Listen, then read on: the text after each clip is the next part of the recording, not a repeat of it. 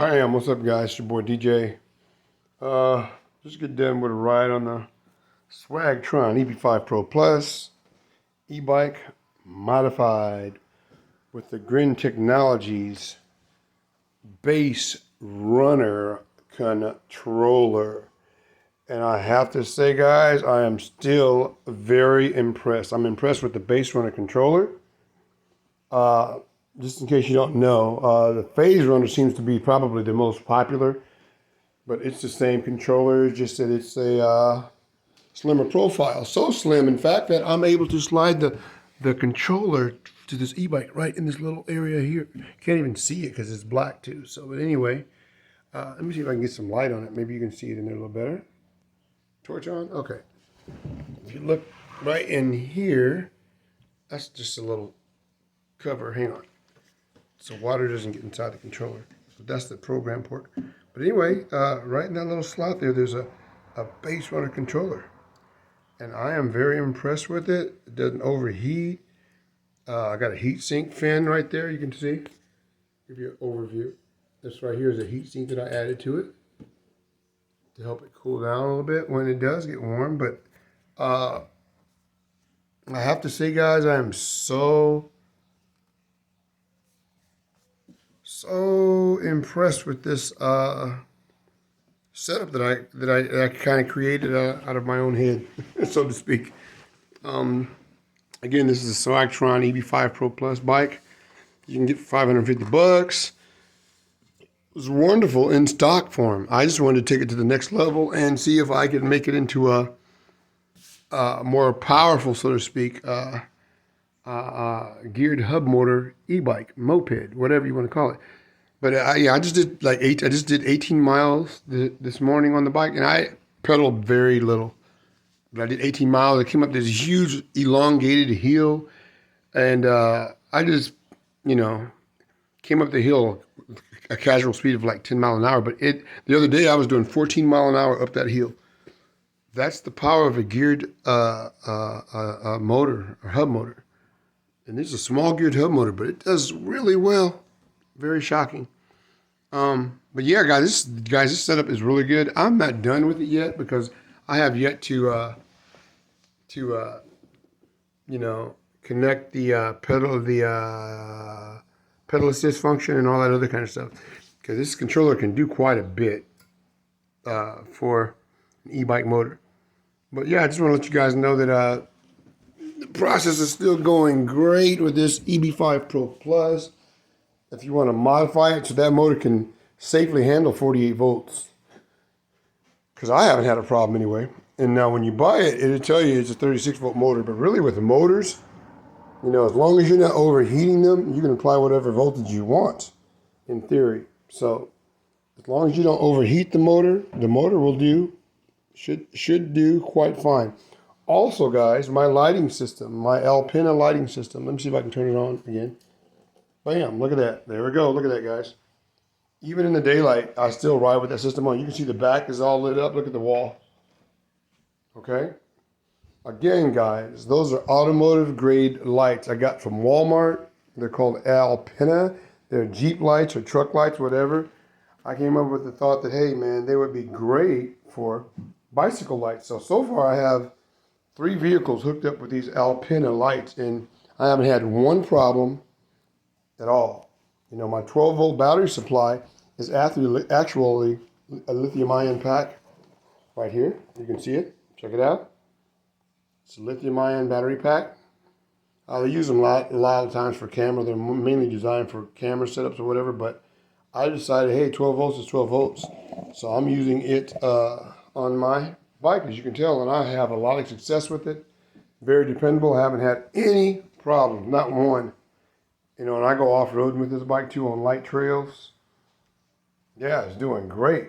And just so you guys know, again, I have the battery mounted back here in my Givy or Givy. This is actually a bicycle luggage box. But anyway, I have my battery mounted long ways right here in the back. Very well padded. It's a 14 amp hour battery. Right there.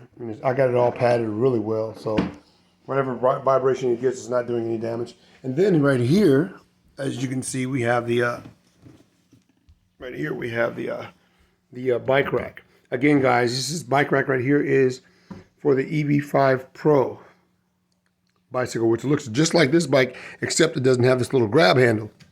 Okay? So, and as crazy as it is, this bike rack will not work on this bike in its stock form. I had to modify it. If you look closely, I have some little brackets on the inside of this setup to get things to work or whatever else. But it works perfect. I don't have any problems with it at all. Works very well. Downsides of this bike, if I were going to say, there really aren't any for the price. You know, I would say if they were going to do an Eb5 Pro Plus, disc brakes would be perfect. But for those of you who don't want to go that route, who would rather just buy this bike, with all the perks that I got on it now, and even more, even better, I would say look into the Fido L3. That was my original plan, was to buy that bike and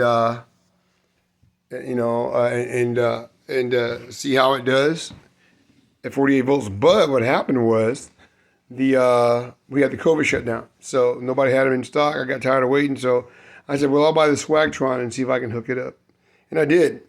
So, to be honest with you, I would say again, if you wanted to do what I did, just buy the Fido L3. I think you'll be happier. Yeah. Why? Because it's built to be the way it is. It's built with a 48 volt battery. Designed with a 48 volt battery anyway, and it's waterproof, everything else. Yes, my controller is waterproof, but you know,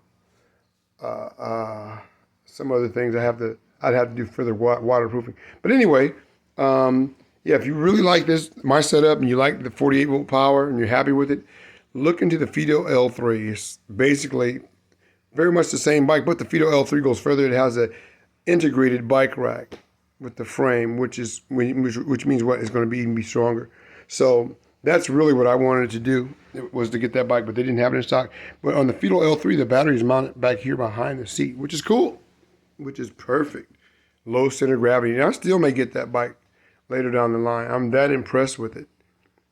I like portability. This is just a moped, guys. This thing does like up to 23 miles an hour.